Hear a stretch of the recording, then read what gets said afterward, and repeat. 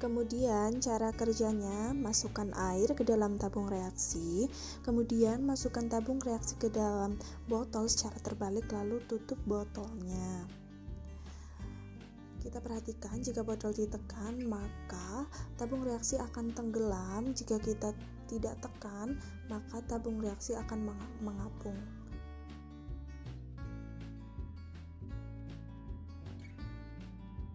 Yang kedua adalah berbagai bentuk plastisin.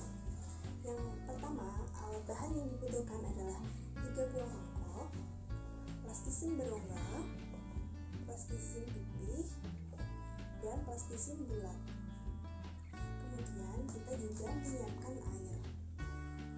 Langkah-langkahnya, pertama, tuangkan air ke masing-masing mangkok.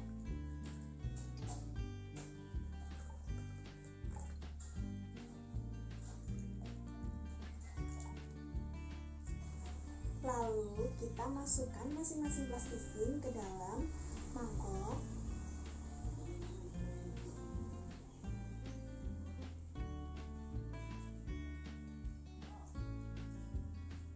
Dapat kita lihat bahwa plastisin berongga mengapung, plastisin pipih mengapung, dan plastisin yang bulat tenggelam.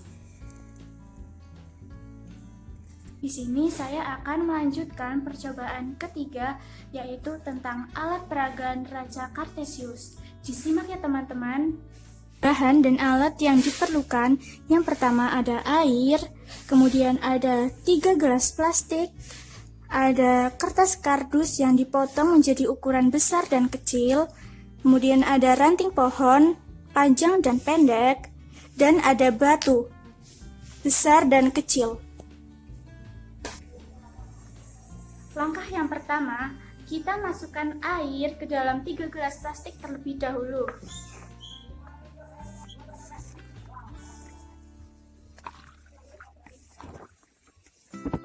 Langkah selanjutnya yaitu kita masukkan benda-benda yang telah kita siapkan ke dalam gelas plastik secara bergantian ya teman-teman.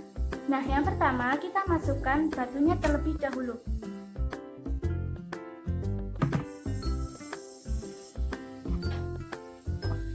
Selanjutnya kita masukkan ranting pohon, baik yang berukuran panjang maupun yang pendek.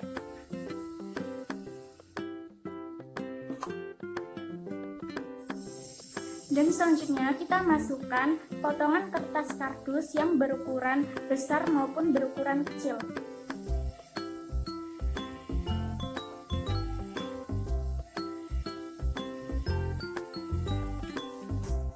Nah, apa yang terjadi teman-teman?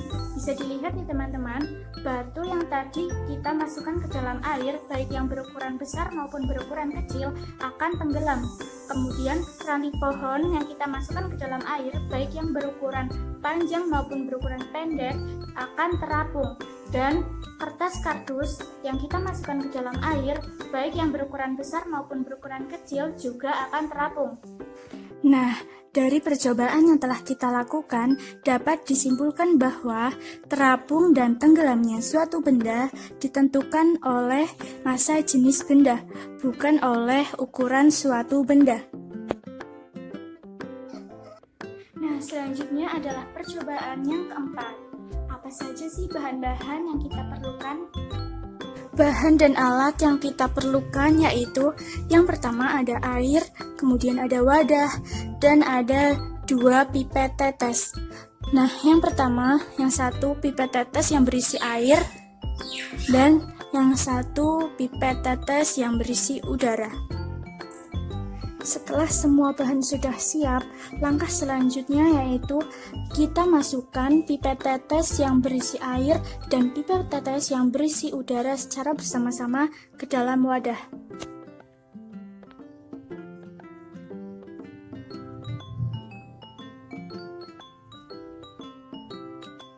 Nah, setelah kedua pipet tetes dimasukkan ke dalam air, apa yang terjadi teman-teman? Nah, bisa dilihat ya teman-teman, pipet tetes yang berisi udara akan terapung, sedangkan pipet tetes yang berisi air akan tenggelam.